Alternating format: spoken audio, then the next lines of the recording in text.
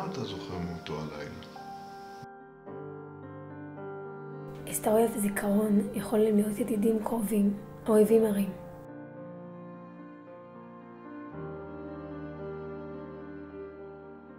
את ההיסטוריה מלקטים וחוקרים, אך בעיקר יוצרים אותה. הזיכרון הוא יותר אישי והתנסותי. הזיכרון תלוי בחוויה. מה אתה זוכר מאותו לילה? מה אתה חושב שקרה? לפני 6 שנים חיי השתנו כאשר בני בכורי, אברהם דוד, נרצח בפיגוע בישיבת מרכז הרב בירושלים.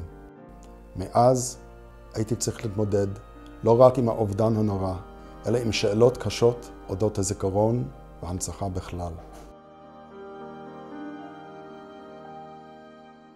בן אדם או ילד הוא יצור בפני עצמו. מלא רגשות, תחושות, רצונות ותקוות. כולן שלו בלבד.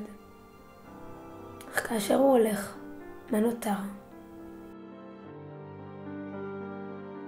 אולי אם היה פותח עסק, מקים בית חולים, מעצב מטוס. אלו היו נותרים לסמל את מקומו, ולהנציח את מי שהוא היה. אבל מה אם היה רק ילד?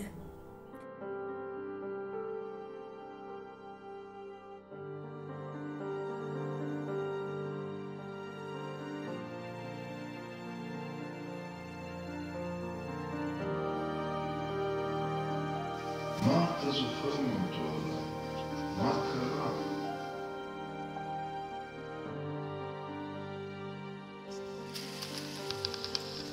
אבל מה קורה לזיכרון ששיתפו אותו? האם הוא עובר למרחב ההיסטוריה? באותו מקום ציבורי הפתוח לפרשנות, לוויכוח, לדעות שונות?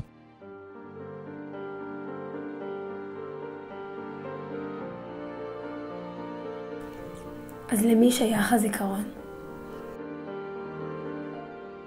בעזרתכם יצא הספר ויפתח צוהר להתמודדות עם המורכבות שבשכול, זיכרון והנצחה. תודה.